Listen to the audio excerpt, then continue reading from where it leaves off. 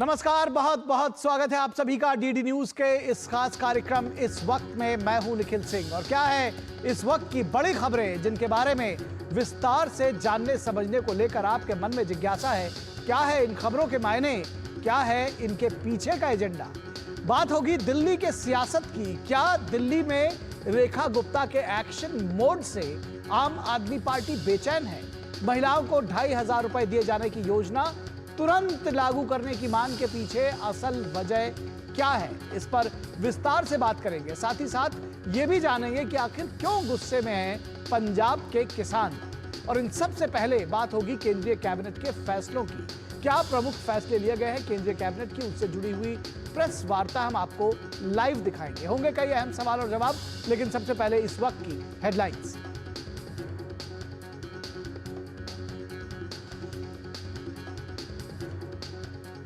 तो हेडलाइन से पहले हम आपको, जैसा कि हमने कहा, आपको प्रेस ब्रीफिंग लिए चलते हैं केंद्रीय कैबिनेट की। मंत्री श्री नरेंद्र मोदी जी ने हमेशा एक नई सोच अपने को दी है, विरासत भी विकास भी।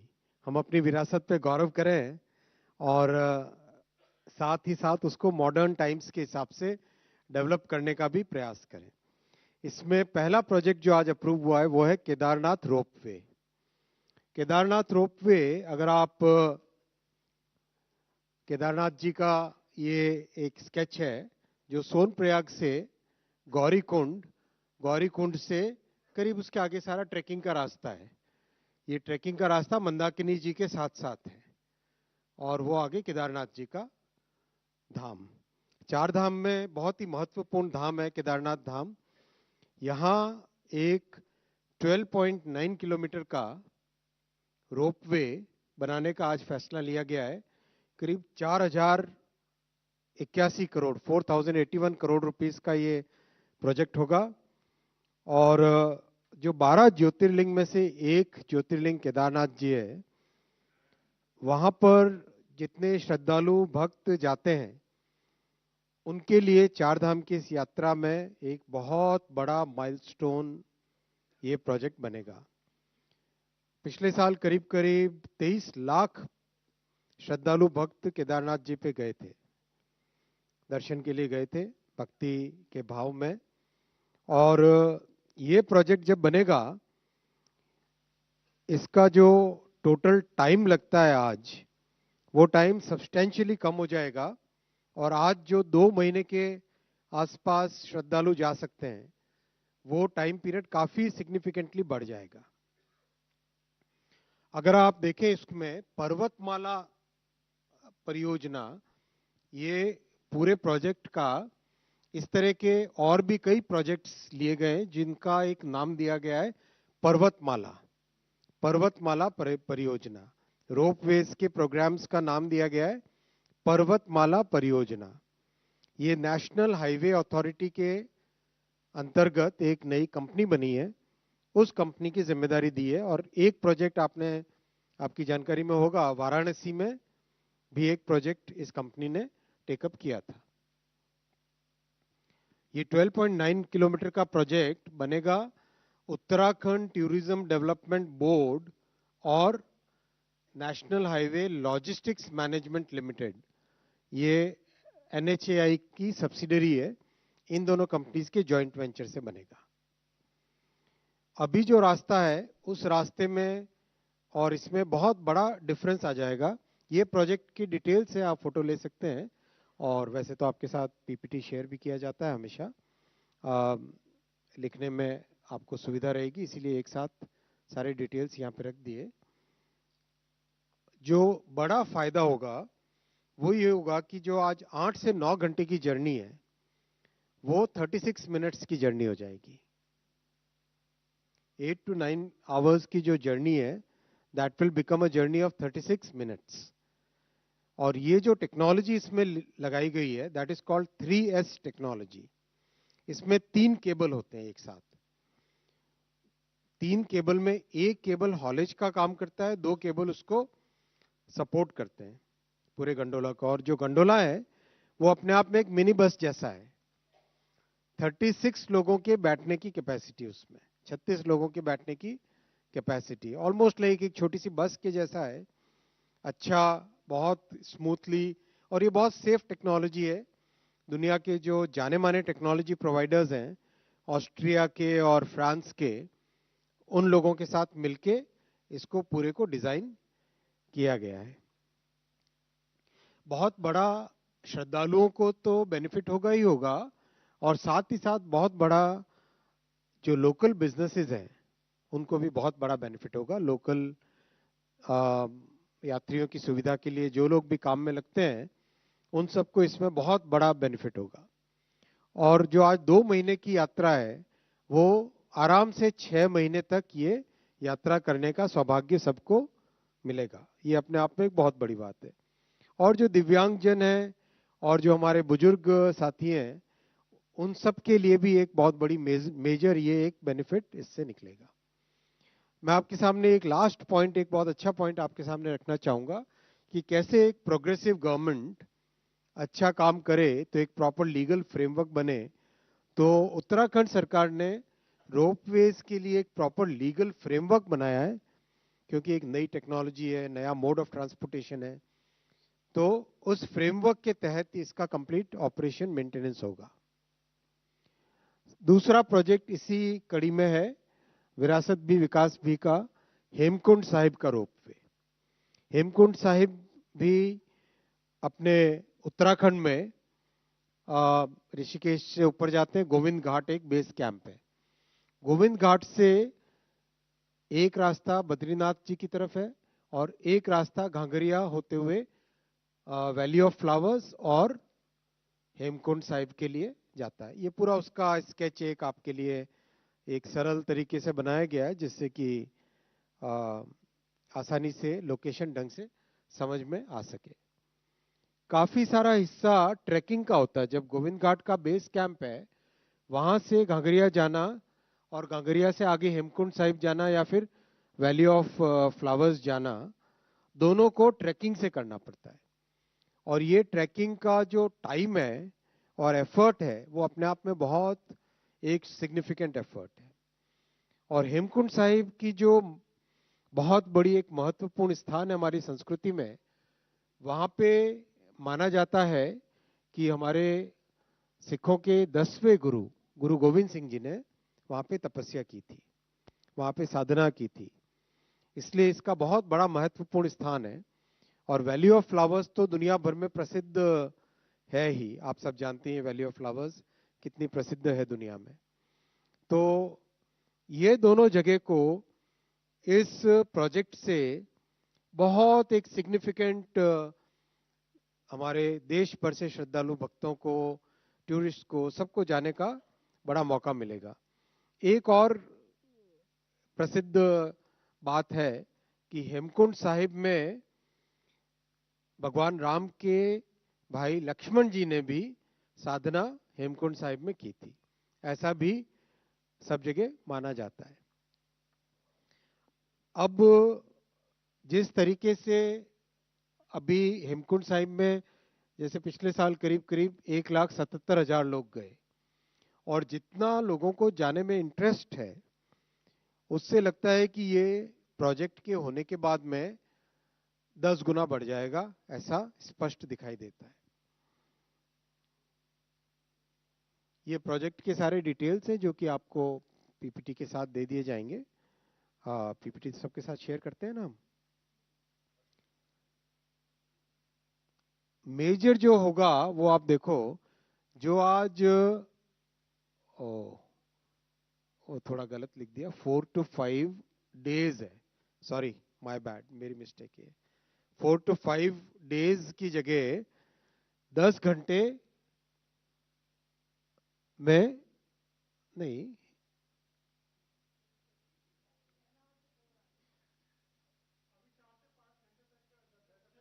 वो 10 घंटे हो जाएगा, राइट। आपको ज्यादा इजीली समझ में आया, ठीक है, गुड। तो 10 घंटे के आसपास का टोटल दर्शन इसमें होना संभव हो जाएगा, जो आज 4 से 5 घंटे ही हो पाता है। अफोर्डेबल रहेगा, बहुत एक सिग्निफिकेंट रिडक्शन इन टाइम रहेगा। और जैसा केदारनाथ जी में लगता है कि बहुत लोगों को जाने में सुविधा होगी, यहाँ पर हेमकुंड साहिब में भी जाने को लोगों को बहुत सुविधा होगी। ये आपके लिए एक समरी बनाई है।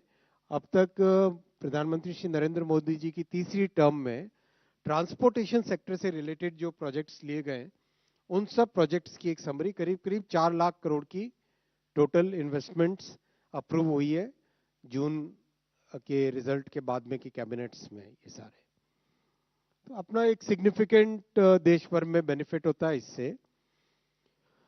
थर्ड प्रोग्राम है फार्मर्स वेलफेयर। किसानों के लिए माननीय प्रधानमंत्री जी हमेशा प्रतिबद्ध है और आपने देखा है सीरीज ऑफ डिसीजंस लिए गए हैं, एक के बाद एक फैसले लिए गए जिससे कि किसानों के जीवन में बड़ा सुधार आए। आज एक फैसला लिया गया है लाइव स्टॉक की हेल्थ से रिलेटेड। ये 3,880 करोड़ का जो प्रोग्राम है, ये प्रोग्राम 4 मेजर डिजीजेस, जिनमें 2 का नाम यहाँ पे लिखा है जो बहुत बड़े डिजीज हैं, एफएमडी और ब्रुसेलोसिस। इसके अलावा 2 और डिजीज होते हैं, वो चारों इसमें कवर्ड है। और इन चारों से कैसे देश में लाइव स्टॉक को किस तरह से एक मेजर उनकी हेल्थ में इंप्रूवमेंट आए, वो इस प्रोग्राम का एम है। इसका जो मेजर थ्रस्ट रहेगा वो वैक्सीनेशन प्रोग्राम के थ्रू रहेगा। और वैक्सीनेशन जो प्रोग्राम अब तक चला है उसके बेनिफिट्स बहुत आए। मैं आगे वाली स्लाइड में आपको कंप्लीट बेनिफिट्स और अब तक के अचीवमेंट्स दिखाऊंगा। पहला वैक्सीनेशन, दूसरा मोबाइल वेटनरी यूनिट, जिससे कि किसानों के दरवाजे पे at the doorstep basic facilities मिल सके। और तीसरा हुआ एक भारत पशुधन पोर्टल बना है जिसमें लाइव मॉनिटरिंग हो सके कि वैक्सीनेशन हुआ, नेक्स्ट वैक्सीनेशन का टाइम फ्रेम क्या आएगा, कैटल पे जियो टैग लगा के एक प्रॉपर साइंटिफिक वे में, इससे जैसा कई विकसित देशों में होता है उस तरह की फैसिलिटी यहाँ पे क्रिएट करने की कोशिश की जा रही है। एक बहुत इंपॉर्टेंट आएगा जेनेरिक मेडिसिन, जो हाई क्वालिटी की जेनेरिक मेडिसिन हैं। जैसा प्रधानमंत्री जन औषधि योजना है, वैसा ही इसमें पशु औषधि योजना बनाई गई है जिससे कि क्वालिटी जेनेरिक मेडिसिन दिए जा सके। और उनके डिस्ट्रीब्यूशन के लिए जो किसान समृद्धि केंद्र बने और जो कोऑपरेटिव सोसाइटीज हैं, उनके जरिए से, उनके माध्यम से पशु औषधि का वितरण, डिस्ट्रीब्यूशन किया जाएगा। एक और बहुत बड़ा आज फैसला लिया गया है कि हमारी इस 5,000 साल पुरानी सभ्यता में पशुधन को रखने का, एनिमल हस्बेंड्री के बहुत एक अच्छे तरीके से एक वेल स्टैब्लिश सिस्टम हुआ करता था। That traditional knowledge needs to be revived. उस ट्रेडिशनल नॉलेज को फिर से एक नए तरीके से साइंटिफिक वे में एग्जामिन करके, चेक करके, प्रॉपर्ली डॉक्यूमेंट करके उसको रिवाइव करने की जरूरत है। इसीलिए इसमें, इस प्रोग्राम में जो हमारी ट्रेडिशनल नॉलेज है और जो हमारे एथनो वेटनरी मेडिसिन हैं, जो हमारी ट्रेडिशनल मेडिसिन हैं, वेटनरी मेडिसिन, उन सब का भी प्रमोशन, उन सबको प्रॉपर्ली डॉक्यूमेंट करना, उनके रिलेटेड जितने भी ओरल ट्रेडिशन से हो, लिखित ट्रेडिशन से हो, जो डॉक्यूमेंटेशन आए उन सबको ढंग से प्रॉपर्ली एक तरीके से इस्टेब्लिश करना। जो अभी तक काम हुआ है लाइव स्टॉक हेल्थ में, उसका एक डिटेल ये समरी है। मेजरली बहुत सारे स्टेट्स है जहां पे 3rd, 4th, 5th round of vaccination तक लेवल पहुंच गया है। And there are today 9 states, जिनको कहा जा सकता है they can soon become FMD free zones. ये 9 स्टेट्स के नाम यहाँ पे रखे हुए हैं: पंजाब, हरियाणा, उत्तराखंड, कर्नाटक, तमिलनाडु, आंध्र प्रदेश, तेलंगाना, गुजरात और महाराष्ट्र। ये सब इस स्टेज पे आ गए इनके अच्छे काम के कारण कि now they can very soon become FMD free zones. और आप जानते हैं कि हिंदुस्तान आज वर्ल्ड में one of the largest, probably the largest, सबसे बड़ा है milk producer, largest milk producer है already. So being FMD free and having a very systematic and very well documented vaccination program, that will help us export the milk products and milk in a significant way. इससे इस पूरे programme से किसानों की जीवन में और improvement आएगा और जो सीरीज ऑफ फैसले लिए हैं किसानों के लिए उसकी पूरी आपके सामने समरी है। एमएसपी से लेके साइंटिफिक इनपुट्स, बीमा से लेके फर्टिलाइजर, नए तरह के प्रोडक्ट से लेके मिशंस, सब मिला के करीब करीब 6 लाख करोड़ से ज़्यादा के प्रोजेक्ट्स, 6 लाख करोड़ से ज़्यादा के प्रोग्राम्स प्रधानमंत्री जी की थर्ड टर्म में ऑलरेडी अप्रूव हो चुके हैं। 6 लाख करोड़। साथियों बहुत धन्यवाद। आज आपके लिए होली के हिसाब से कुछ गुजिया और कुछ होली के हिसाब से कुछ रखा गया है, तो सब आप जरूर एंजॉय कीजिएगा। आप सबको होली की शुभकामनाएं एडवांस में। Thank you, sir. The floor is open for questions. So start from 121.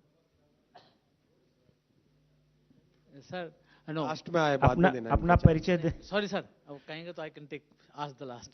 I'm Deepak from Times of India, sir. About these two ambitious project of Kedarnath Badrinath. If you recall, the Prime Minister laid the foundation stone in 2022 October. The cost was much less. Why you took such a long time for a government which believes in scale, speed and skill?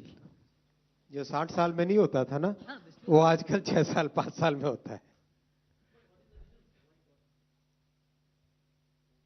बहुत complex project है और इसमें जो technology, सारे surveys, earthquake के point of view से देखना, जो वैलीज होती है दीपक, वैली में एक विंड का जो फोर्स होता है ना, वो बहुत बढ़ जाता है। There is a principle called Bernoulli principle. उस प्रिंसिपल के कारण जब भी कोई बहुत नैरो एरिया से विंड जाती है तो उसकी स्पीड बहुत बढ़ जाती है। ये जैसे आपने कश्मीर में चिनाब ब्रिज में भी देखा। नॉर्मली जहां विंड की स्पीड जितनी होगी उससे 3 गुना विंड की स्पीड बढ़ जाती है। तो हर चीज को बहुत बारीकी से प्लान करना भी हमारी सरकार का एक बहुत बड़ा गुण है। अवगुण बहुत देखता है दीपक। 238। चैनल से जब ये केदारनाथ का प्रोजेक्ट आया और जब चर्चा में आई थी तो बहुत ज्यादा एतराज जो घोड़ा खच्चर वाले और स्थानीय जो दुकानदार थे उनकी तरफ से हुआ था कि हम लोग बेरोजगार हो जाएंगे, हमारा क्या होगा, साल भर के लिए तो हम यही काम करते हैं। तो क्या जब ये तैयार हुआ है तो उन लोगों को ध्यान में रखा गया है कि उनके पुनर्वास के लिए, रोजगार के लिए कुछ होगा? गया है और बहुत इंपॉर्टेंट होगा जिस तरीके से उनके इनकम में सिग्निफिकेंट इंप्रूवमेंट आएगा। और उत्तराखंड की राज्य सरकार ने लगातार उनके साथ संवाद किया है और लगातार उनके कंसर्न्स को ध्यान में रखा गया है। 39।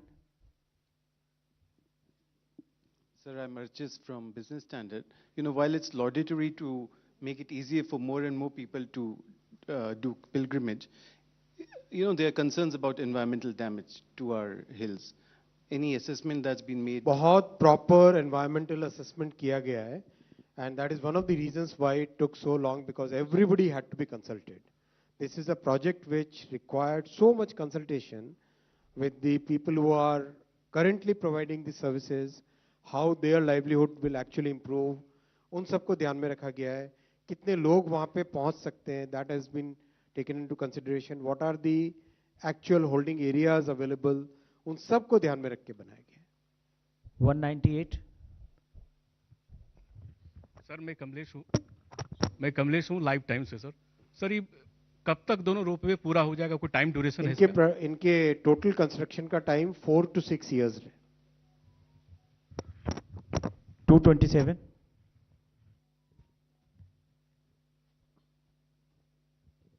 Hi, good afternoon, sir. Ashmit from CNBC TV 18. Sir,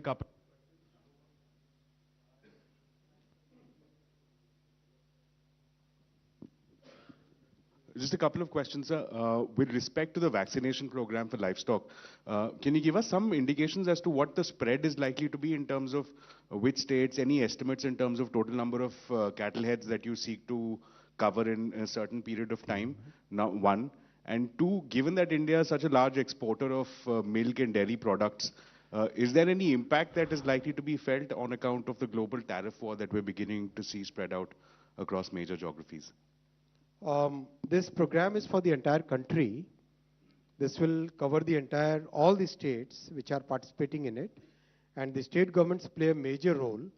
The states which are very proactive, obviously they'll have much more use of this program.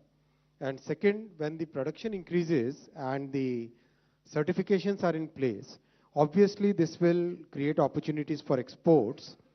And today, the Indian agricultural exports, they are well established, they are well recognized.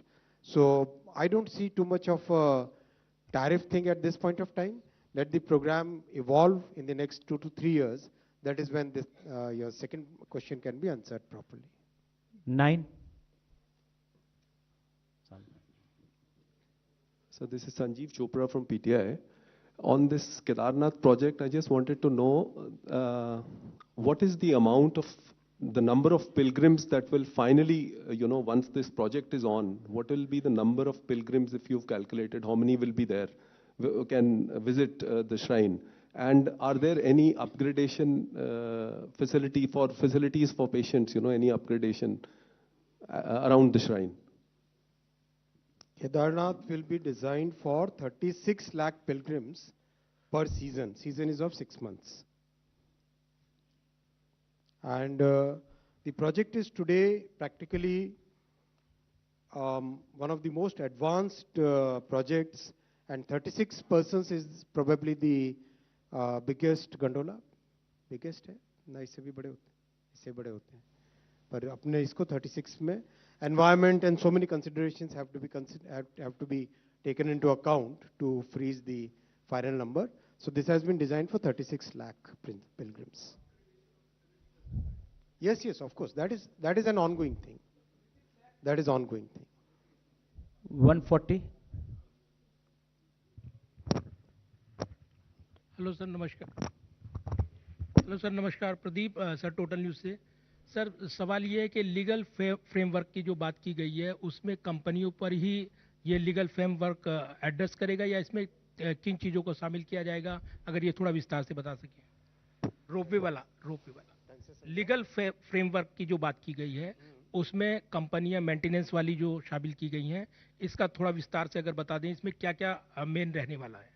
Legal framework में operations कैसे होने चाहिए, maintenance की क्या frequency होनी चाहिए, maintenance के जो स्टैंडर्ड्स हैं वो स्टैंडर्ड्स क्या होने चाहिए, सेफ्टी के क्या पॉइंट्स होने चाहिए, सेफ्टी के चेक्स क्या होने चाहिए, ये सारी की सारी चीजें लीगल फ्रेमवर्क में आती है.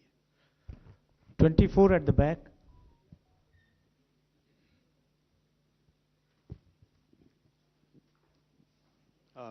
Sir, I'm Tuesh from Economic Times. Sir, you've mentioned the total outlay for these projects. How much of it will be government contribution and how much of it is expected from PPP? And also, what kind of role will private players play in both these projects? Both these projects are PPP projects, and finally it will depend upon how the bids are structured. So that is the time when you will get the answer, how much government contribution will be there. The kind of developers who are taking interest, there are basically two types of developers who are taking interest in it. One is the technology providers, and there are 3 or 4 major technology providers throughout the world. They are all interested in both these projects.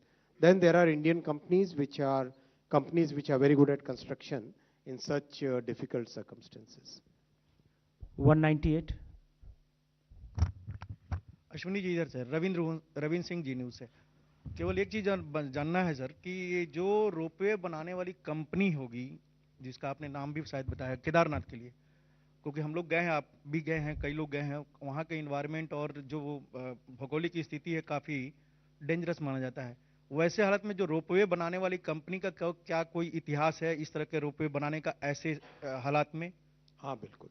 कौन सी company है sir? बिल्कुल technical, वो तो अभी bid से निकलेगा ना. Solution जो फाइनली सिलेक्शन होगा वो तो एक ट्रांसपेरेंट तरीके से होगा, लेकिन जो कंपनियों को बहुत बड़ा एक्सपीरियंस है उसमें, उन्हीं लोगों को ही इसमें पार्टिसिपेट करने दिया जाएगा. 3. सर, मैं पूनम हूँ अमर उजाला से. सर, जिस तरीके से ये हमारी धार्मिक जो परंपराएं हैं उसके लिए तो ये मील का पत्थर होगा, लेकिन पर्यटन के लिहाज से अगर मैं आपसे पूछूं तो कितनी उम्मीद है इस प्रोजेक्ट के आ जाने से, कितना बढ़ेगा इस क्षेत्र में? डेफिनेटली धार्मिक पॉइंट ऑफ व्यू से और पर्यटन के पॉइंट ऑफ व्यू से इन दोनों प्रोजेक्ट से बहुत बड़ा उस एरिया को बूस्ट मिलेगा डेफिनेटली। जैसा मैंने आपको बताया, समय कितना बचता है, आसान कितना हो जाता है और कितने ज़्यादा लोग जा पाएंगे, और उसमें भी लोग उतने ही लेके जाने चाहिए जितने की वहाँ पे कैपेसिटी है। जैसा एक साथी ने भी पूछा था प्रश्न, तो उस हिसाब से सब सोच के ही बनाया गया। 107।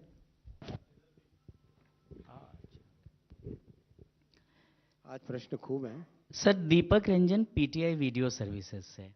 सर आपने बताया कि कैबिनेट ने livestock health and disease prevention programme को मंजूरी दी है। इसमें ज़्यादा थ्रस्ट है वैक्सीनेशन, पशुधन के वैक्सीनेशन पे, लेकिन सुदूर इलाकों में जो वेटरनरी यूनिट्स हैं उनकी काफ़ी कमी है। तो क्या इस प्रोग्राम में उसको दूर करने का कुछ इस तरह का खाका है? बहुत अच्छा प्रश्न है, इसीलिए मोबाइल वेटनरी यूनिट्स का भी इसमें प्रोविजन किया गया है। 196। सर प्रशांत हूँ एनडीटीवी से। एक आपने कहा कि 36 लाख लोग जाएंगे केदारनाथ रोपवे से। सर एक चिंता रही है एक्सेसिव फुटफॉल की सर ऐसी जगहों पर, तो इसके साथ साथ जो अभी जो नॉर्मल रूट है वो भी तो चलता रहेगा शायद। इसीलिए जो पहले भी संजीव ने पूछा था क्वेश्चन कि एनवायरमेंटल स्टडी, वहाँ पे कितनी कैपेसिटी है, इन सब को ध्यान में रख के ही फाइनल डिजाइन किया गया है। 209। मैं प्रशांत हूँ सर, न्यूज़ 24 से।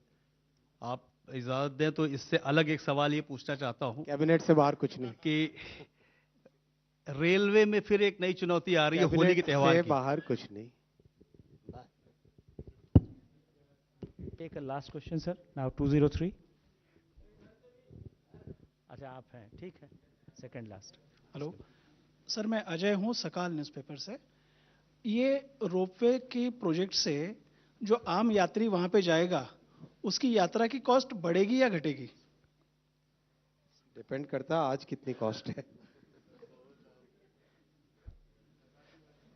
नेक्स्ट आप लास्ट इनको दीजिए। 20। सर मैं सुजीत ठाकुर हूँ दैनिक भास्कर से। ये इंफ्रास्ट्रक्चर जो केदारनाथ वाला आपने बताया और हेमकुंड साहिब वाला बताया, तो क्या सरकार की ये मंशा है कि सिर्फ इंफ्रास्ट्रक्चर बना दें, क्योंकि ट्रांसपोर्ट के लिए, वहाँ पर रहने के लिए, पिलग्रिमेज के लिए ये एक अलग पार्ट है हो ही रहा ना सुजीत जी, जाके देखो ना दैनिक भास्कर को, कभी कोई पॉजिटिव चीज दिखेगी? नहीं, मैं तो एक पूछ रहा हूँ इंफ्रास्ट्रक्चर में कुछ और, जैसे रहने की व्यवस्था है वहाँ पर, खाने की व्यवस्था है, तमाम तरह की व्यवस्था। ठीक, आई थिंक बहुत धन्यवाद। Thank you.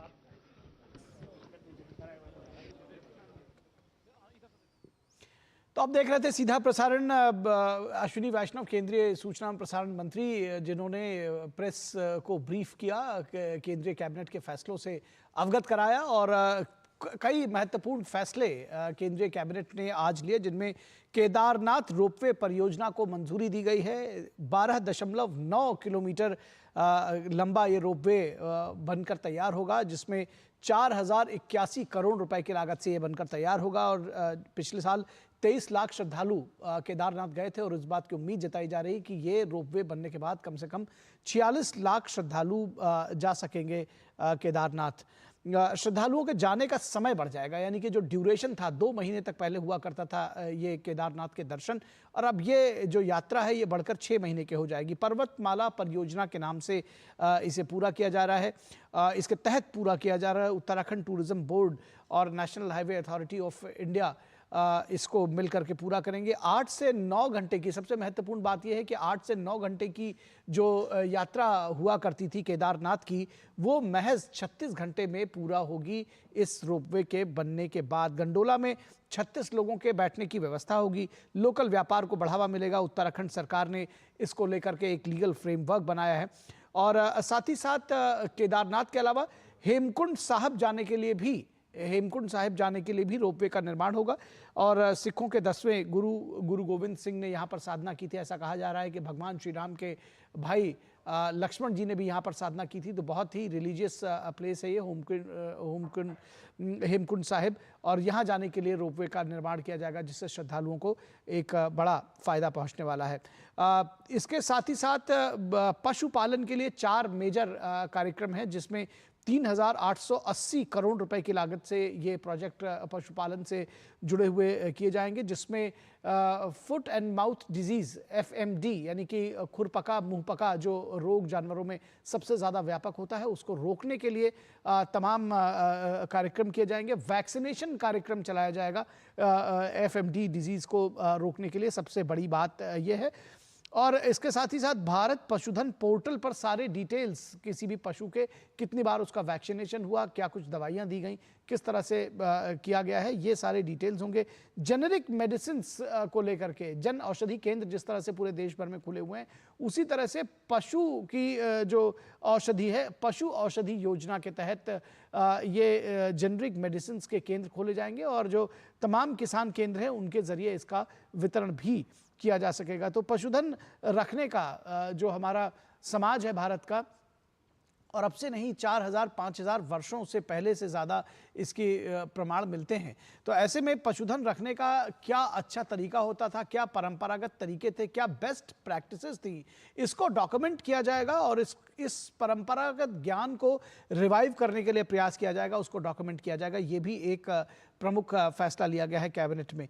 तो कुल मिलाकर भारत इस समय सबसे बड़ा दुग्ध उत्पादक है। दोनों जो FMD डिजीज़ को इराडिकेट करने की दिशा में लगातार आगे बढ़ा जा रहा है, जिस तरह से कि दूध और जो दुग्ध उत्पाद हैं उनका एक्सपोर्ट भी ज़्यादा से ज़्यादा किया जा सके और देश में भी उनका उपयोग किया जा सके। 9 राज्य अभी ऐसे हैं, केंद्रीय मंत्री ने बताया कि जो FMD फ्री जोन में आते हैं, तो इसकी संख्या को बढ़ाने का प्रयास किया जा रहा है। इसके साथ ही साथ जो दोनों परियोजनाएं हैं केदारनाथ की और हेमकुंड साहिब की, उनको 4 से 6 वर्षों में पूरा कर लिया जाएगा। तो केंद्रीय कैबिनेट ने आज बेहद महत्वपूर्ण फैसले लिए हैं, जिनमें सीधे सीधे कहा जाए तो जनता के हित में ये फैसले लिए गए हैं। और इसके बाद हम आपको बताएंगे कि इस वक्त में क्या कुछ खास रहेगा, हेडलाइंस अब तक की क्या रही है, ये भी हम आपको बताएंगे। लेकिन रुकेंगे एक छोटे से ब्रेक के लिए, कहीं मत जाइएगा, जल्द हाजिर होंगे।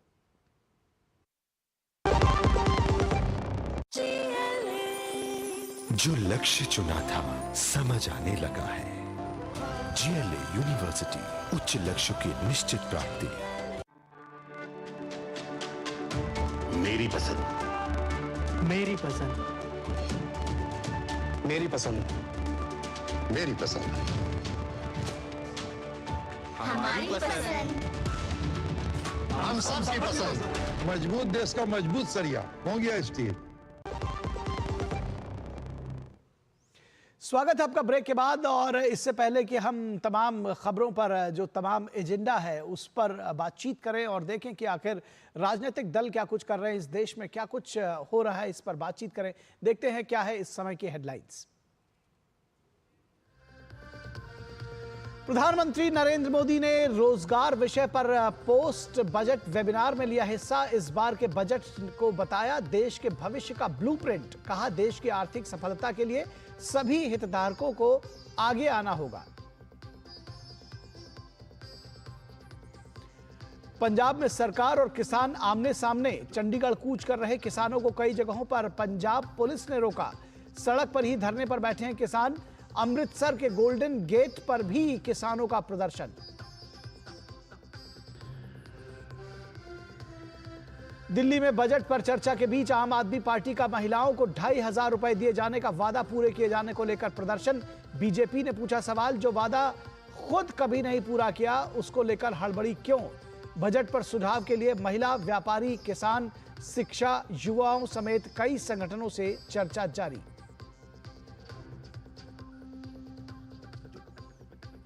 उत्तर प्रदेश के मुख्यमंत्री योगी आदित्यनाथ ने महाकुंभ के आयोजन पर सवाल उठाने वालों को लिया आड़े हाथों। कहा व्यवस्था पर स्यापा करने वालों को भारी संख्या में श्रद्धालुओं ने पहुंचकर दिया जवाब।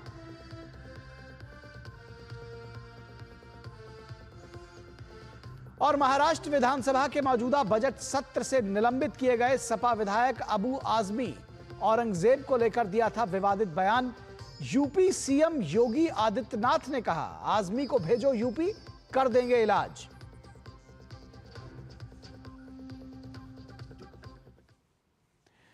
तो इस वक्त में सबसे पहले बात दिल्ली की सरकार की एक्शन में। रेखा गुप्ता की सरकार दबाव में आम आदमी पार्टी, क्या ऐसा सियासत है जिसकी वजह से आम आदमी पार्टी दबाव में है? दिल्ली में भाजपा की सरकार बने बमुश्किल 15 से 20 दिन बीते हैं, 15 दिन बमुश्किल बीते हैं।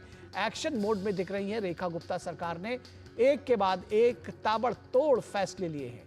चाहे यमुना की सफाई का मुद्दा हो, चाहे टूटी सड़कों का, दिल्ली की रेखा गुप्ता सरकार ने इस पर काम करना शुरू कर दिया है। इस दौरान सरकार ने कम से कम 10 बड़े फैसले लिए हैं अब तक, जो जनता के हित में हैं।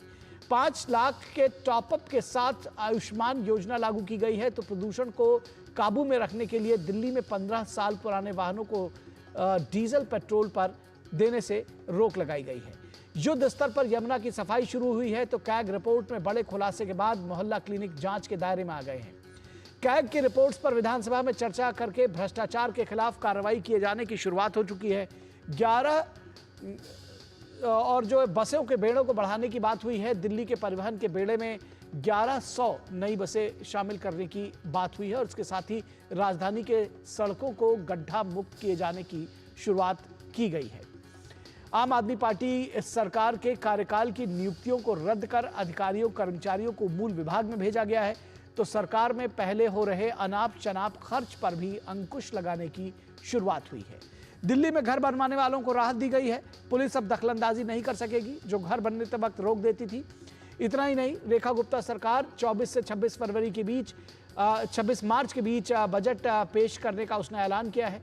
इसलिए आम जनता से सुझाव भी मांगे गए हैं। व्हाट्सएप नंबर दिया गया है और ईमेल आईडी भी दी गई है जिस पर आम लोग अपने सुझाव दे सकते हैं।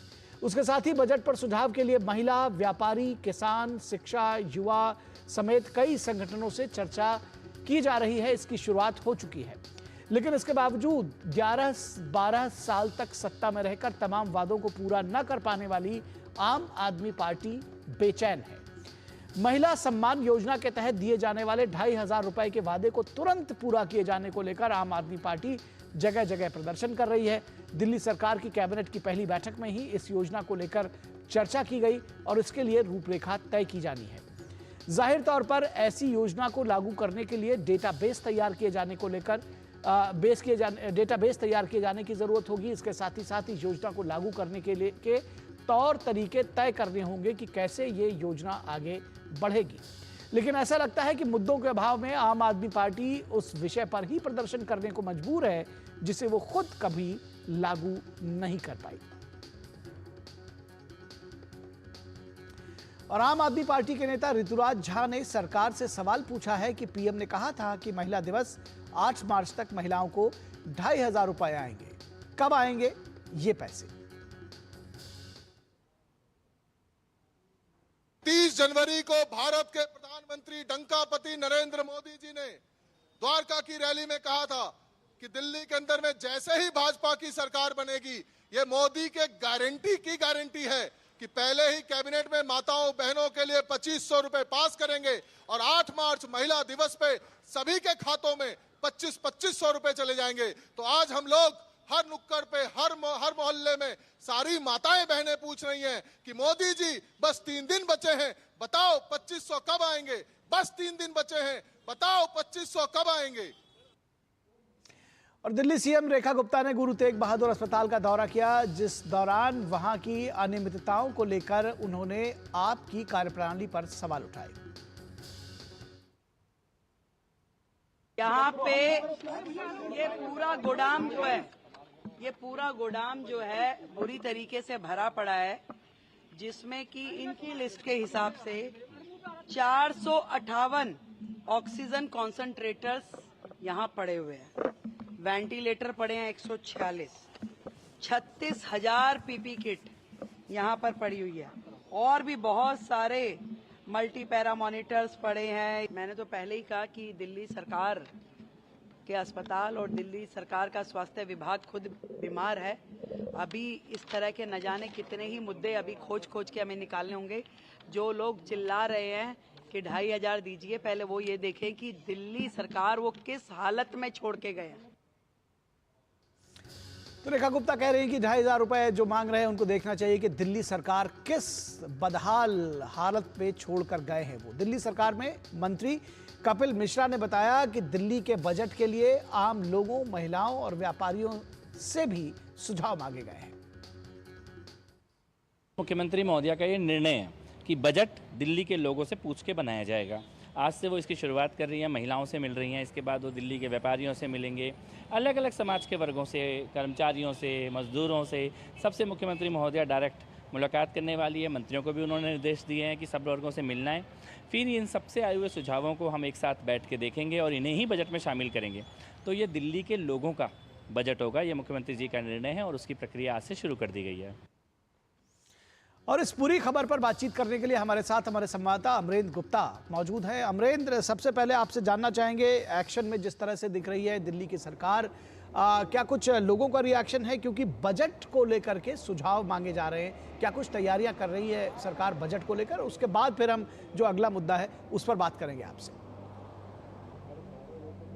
देखिए निखिल जी, जिस तरह से रेखा गुप्ता सरकार के गठन के बाद रेखा गुप्ता सरकार ने जब से कामकाज करना प्रारंभ किया, जो सबसे पहले जो मीटिंग थी उसमें 1000 दिन के एजेंडा तय किए गए और उस एजेंडे के तौर पर रेखा गुप्ता सरकार लगातार काम कर रही है। जब दिल्ली का पिछला विधानसभा सत्र जो अभी समाप्त हुआ उसमें आपने देखा कि उन मुद्दों की झलक भी दिखाई दी और आम आदमी पार्टी के जिस तरह से काम थे उसको भी रेखा गुप्ता सरकार ने उजागर करने का काम किया। और अब जब बजट सत्र प्रस्तावित है 24 से 26 मार्च तक, तो लगातार एक ट्रांसपेरेंसी देखिए सरकार की, वो न सिर्फ इस बजट सत्र के दौरान लोगों से मिल रही है बल्कि उन मुद्दों की भी पड़ताल कर रही है कि आखिर वो कौन से मुद्दे वो महिलाएं चाहते हैं, वो पुरुष चाहते हैं, सीनियर सिटीजन चाहते हैं या व्यापारी या किसान चाहते हैं। उन लोगों से मुलाकात लगातार कर रही है और उन्होंने एक व्हाट्सएप नंबर और एक ईमेल आईडी भी दिया है जिससे कि जनता से भी वो सुझाव मांग रही है। बाकायदा रेखा गुप्ता सरकार ने लोगों के लिए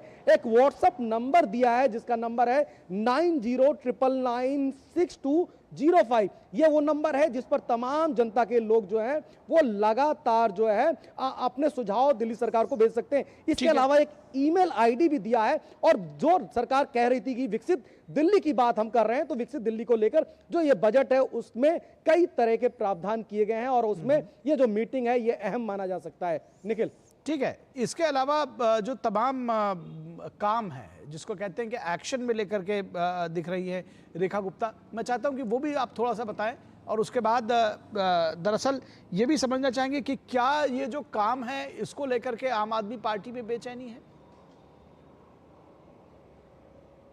निश्चित तौर पे जिस तरह से निखिल रेखा गुप्ता सरकार ने शपथ लेने के बाद काम करना प्रारंभ किया और लगातार देखिए पिछले दिनों में कैग की जिस तरह से रिपोर्ट आई विधानसभा में, उसके बाद जो मुद्दे आम आदमी पार्टी की सरकार के कामकाज के उजागर हुए वो कहीं ना कहीं बड़े सवाल खड़े करती हैं। और उसको लेकर जो मैंने बताया कि संकल्प पत्र में और जो सरकार में आते ही जो घोषणा पत्र है उसके आधार पर काम करना प्रारंभ किया और सबसे पहले उन्होंने शुरुआत की मोहल्ला क्लिनिक की और उसके कई भ्रष्टाचार उजागर करने के बाद उनको सुधारने की कवायद शुरुआत कर दी। जिस तरह से इस वक्त आम आदमी पार्टी सरकार ने कहा कि जो रेखा गुप्ता सरकार है उसमें प्रधानमंत्री नरेंद्र मोदी ने वादा किया था चुनाव के दौरान कि वो 8 मार्च यानी कि अंतर्राष्ट्रीय महिला दिवस के मौके पर महिलाओं को महिला समृद्धि निधि के तौर पे 2500 रुपए देंगे। लेकिन जब ये बात लगातार सामने आई तो न सिर्फ मुख्यमंत्री बल्कि तमाम मंत्रियों ने इस बात को कहा कि हमने उनको वादा किया है कि हम पैसा देंगे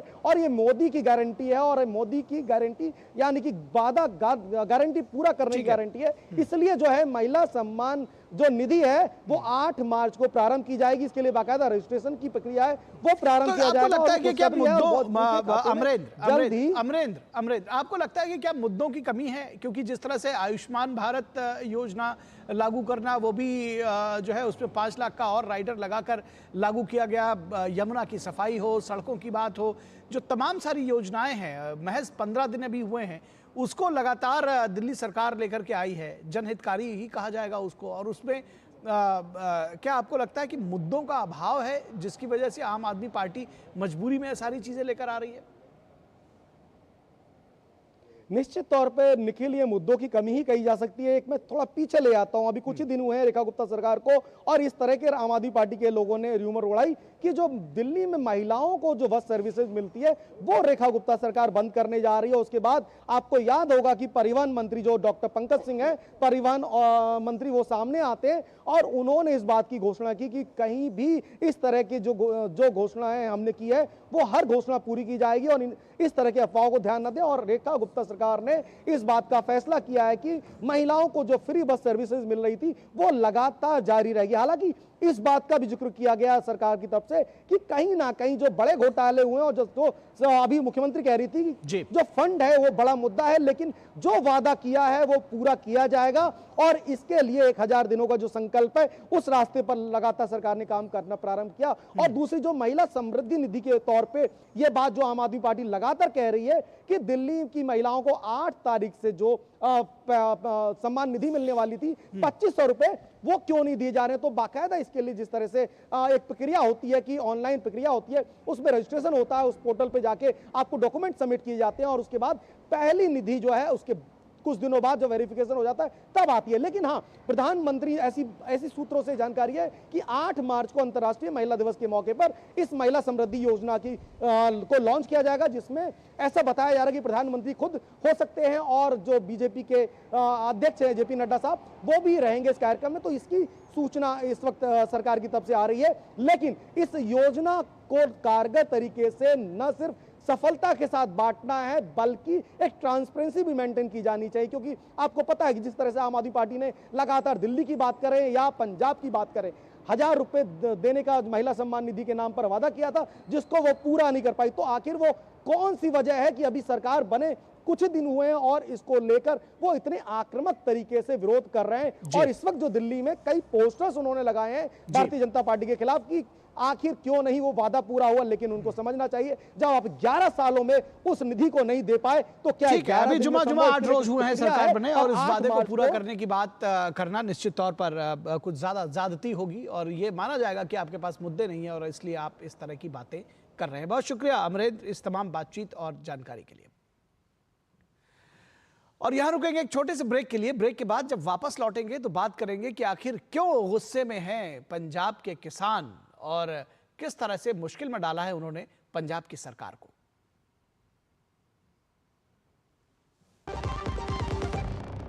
जब धरती चीर कर निकलता है लोहे का पत्थर और मिलता है मोंगिया के जोश से, फिर तपता है, पिघलता है और बनता है फौलाद। अब होता है सरिया सारी खूबियों के साथ। मोंगिया स्टील, मजबूत देश का मजबूत सरिया। जो लक्ष्य चुना था समझ आने लगा है। जीएलए यूनिवर्सिटी, उच्च लक्ष्य की निश्चित प्राप्ति। ब्रेक के बाद एक बार फिर आप सभी का स्वागत है। और पंजाब में सरकार और किसान आमने सामने आखिर क्यों, यह भी समझने की जरूरत है। और इस तरह की स्थिति क्यों आई कि सरकार, जो किसान है और जो सीएम है, उनके बीच में कन्फ्रंटेशन जैसी स्थिति दिख रही है। सीएम भगवंत मान से हुई बैठक बेनतीजा रहने और उनके उटपटांग बयान आने के बाद से किसानों के तेवर गर्म है। संयुक्त किसान मोर्चा के बैनर तले कई किसान यूनियन अपनी लंबित मांगों को लेकर चंडीगढ़ की ओर बढ़ रहे हैं। चंडीगढ़ पुलिस ने एहतियातन सभी एंट्री पॉइंट्स सील कर दिए हैं। सीमाओं पर पुलिस तैनात है और बैरिकेडिंग की गई है। आज सुबह विरोध प्रदर्शन के लिए किसान अमृतसर के गोल्डन गेट पर एकत्रित हुए। पंजाब पुलिस ने कई जगहों पर किसानों को रोका, जिसके बाद किसान वहीं सड़क पर धरने के लिए बैठ गए हैं। कल भारतीय किसान यूनियन के अध्यक्ष की ओर से किसानों से अपील की गई थी कि वे सड़कों, राजमार्गों और रेलवे ट्रैक्स को अवरुद्ध न करें, क्योंकि इससे लोगों को असुविधा होती है। उन्होंने ये भी सलाह दी थी कि जब रोका जाए तो उसी स्थान पर सड़क किनारे धरना प्रदर्शन करने लगे। आज अमृतसर में करीब 21 जगहों पर हजारों किसानों और मजदूरों ने भगवंत मान सरकार के पुतले फूंके। किसान नेताओं का आरोप है कि 3 मार्च को चंडीगढ़ में सीएम मान किसान नेताओं के साथ चल रही बैठक को बीच में ही छोड़कर चले गए और आधी रात से ही छापेमारी और विभिन्न किसान संगठनों के नेताओं की गिरफ्तारी शुरू हो गई। किसान नेताओं ने कहा कि पंजाब में नशे पर अंकुश लगाने के नाम पर बुलडोजर न्याय ठीक नहीं है। उन्होंने कहा कि नशे पर पूरी तरह से रोक लगाने के लिए बड़े डीलरों को गिरफ्तार किया जाना चाहिए, न कि पहले से ही नशे की लत से पीड़ित कुछ लोगों को पकड़कर उन्हें नशा खिलाया जाना चाहिए और बाजार में बेचा जाना चाहिए। उन्होंने मांग की कि गिरफ्तार और हिरासत में लिए गए नेताओं को तुरंत रिहा किया जाए। पंजाब में आम आदमी पार्टी की सरकार को लेकर किसान खासा नाराज है। तो दूसरी ओर ऐसे अशांत माहौल में आम आदमी पार्टी के संयोजक अरविंद केजरीवाल 100 कमांडोज के एक बड़े काफिले के साथ पंजाब में विपश्यना के लिए पहुंचे हैं। भाजपा ने उनके लाव लश्कर को लेकर सवाल उठाए हैं। अरविंद केजरीवाल के वीआईपी ट्रीटमेंट की क्या है वजह?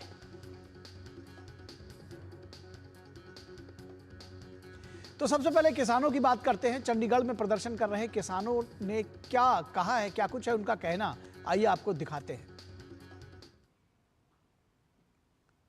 देश में किसान मजदूर के भी मानवाधिकार है और उनके हक में किसान अपना एसकेएम पॉलिटिकल के हक में हमने अब लगभग पंजाब में 18 जिलों में अर्थी दहन का कार्यक्रम किया। आज भगवंत मान सरकार की गोल्डन गेट में हमने अर्थी दहन किया। आज पूरे भारत में जहां तक भी संयुक्त किसान मोर्चा गैर राजनीतिक का प्रबंध है, वहां तक सारे किसान डीसी ऑफिसों में एक दिन का जो भूख हड़ताल है, संकेतक भूख हड़ताल है, सुबह 9 बजे से शाम 6 बजे तक रखेंगे। आज 100 दिन हो गया, उसलिए हम लोगों को, अपनी जनता को जागरूकता करनी है। अफसरशाही को दिखा रहे हैं और प्रशासन को दिखा रहे हैं कि देखो 100 दिन में हो गया। तो देखिए आज भी लोग पूरे भारत में तगड़ी संख्या में आंदोलन कर रहे हैं।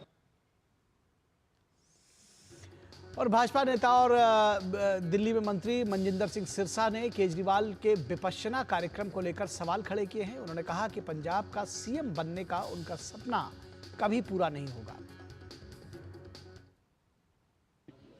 बताइए कैसी आम आदमी पार्टी है और ये कैसे आम आदमी है और ये कैसी विपासना है, कैसी शांति ढूंढने गए हैं जिसके अंदर उनको 100 गनमैन साथ में चाहिए, 50 गाड़ियों का काफिला चाहिए। ये कैसी उनको विपासना है?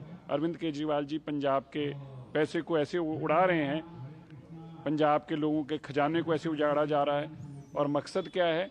वहाँ पर विपासना करने नहीं, वहाँ पे मुख्यमंत्री बनने का सपना पूरा करने के लिए गए हैं। और वहाँ एक एक करके एमएलए को बुलाया जाएगा कल से और उनको कहा जाएगा कि अरविंद केजरीवाल जी का कि मेरा साथ दो, मैं मुख्यमंत्री बनना चाहता हूँ। पर ये सपना अरविंद केजरीवाल जी की विपासना भी नहीं होने वाली और ये सपना भी नहीं पूरा होने वाला। और कांग्रेस नेता संदीप दीक्षित ने भी केजरीवाल के विपश्यना कार्यक्रम को लेकर उन्हें घेरा है। उन्होंने कहा कि अरविंद केजरीवाल को अय्याशी की आदत पड़ चुकी है। आप विपासना करो, क्या करो, आपका व्यक्तिगत निर्णय है, लेकिन ये जो तामझाम में जीने की इनको आदत हो गई ना। हम लोग तो बार बार कहते थे कि ये सत्ता का लोभी है, आज नहीं, मैं तो 10 साल से कह रहा हूँ। जब ये सादगी की चीज़ें बांट के उस पर वोट बटोरते थे, तब भी हम कहते थे कि सादगी इनका एक दिखावा था, एक ढकोसला था, और वो सामने निकल कर आया है। सत्ता और सत्ता से मिलती हुई जो अय्याशी है और जो ऐश है, उसमें इतनी इनको आदत पड़ गई है कि अपनी विपासना में भी वो 100 गाड़ियों का काफिला लेके चल रहे हैं। और दरअसल अगर किसानों की मांगों की बात की जाए तो केंद्र के कृषि विपणन पर मसौदे को वापस लेने की मांग है। इसके साथ ही साथ स्वामीनाथन आयोग की रिपोर्ट को लागू करने की मांग कर रहे हैं। न्यूनतम समर्थन मूल्य पर मिले कानूनी गारंटी, पंजाब की कृषि नीति लागू की जाए, पंजाब सरकार एमएसपी पर 6 फसलों को खरीदे। इस तरह के तमाम जो किसानों की मांगे हैं उसको लेकर के इस वक्त पंजाब सरकार और किसान आमने सामने। इस पूरी खबर पर बातचीत करने के लिए हमारे साथ हमारे संवाददाता गुरमीत सिंह इस वक्त पंजाब से जुड़े हुए हैं। गुरमीत, सबसे पहले तो हम अपडेट्स आपसे जानना चाहेंगे। किसान और सरकार आमने सामने है, क्या कुछ चल रहा है, क्या कुछ जानकारी आप देंगे?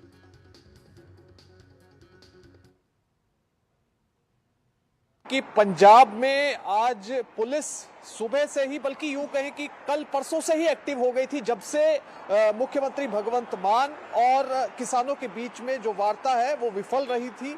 और उसके बाद किसान नेताओं ने सीधे कह दिया था कि हमें अब कभी भी हिरासत में लिया जा सकता है या गिरफ्तार किया जा सकता है। अब अगर आज की बात करें तो आज मोगा, बरनाला, समराला से लेकर अमृतसर और पंजाब के कई जिलों में प्रदर्शन किए गए। कुछ जगह पर डीसी, डिप्टी कमिश्नर के दफ्तर के बाहर प्रदर्शन हुआ, कुछ जगह पर अलग जगहों पर प्रदर्शन हुआ। मगर सबसे इंपॉर्टेंट बात यह रही कि संगरूर में जहां पर किसान नेता जो कि सीनियर नेता माने जाते हैं किसानों के, जोगिंदर सिंह उग्राह, जब वो चंडीगढ़ की तरफ बढ़ रहे थे इस प्रदर्शन में शामिल होने के लिए, तो उन्हें पुलिस ने हिरासत में ले लिया। उसके बाद किसान सड़क पर ही धरने पर बैठ गए और उन्होंने कहा कि जब तक हमारे नेता को पुलिस नहीं छोड़ेगी तब तक हम यहां से नहीं जाएंगे।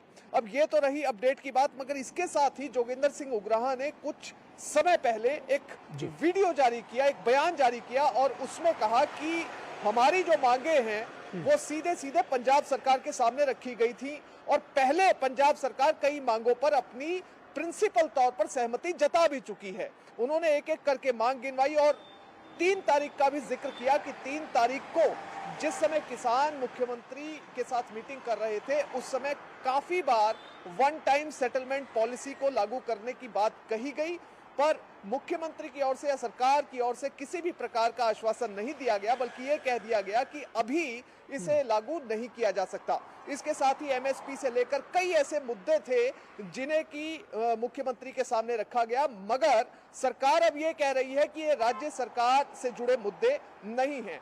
मगर इस बीच मुख्यमंत्री और उनके मंत्री, कृषि मंत्री और पंजाब के जो हेल्थ मिनिस्टर हैं, उन्होंने आज एक बार फिर से किसानों से अपील की है कि वो धरने का रास्ता छोड़ें, सड़कें बंद करने का रास्ता छोड़ें, बल्कि सामने आकर बातचीत करें और बातचीत से ही ये मसला हल हो सकता है।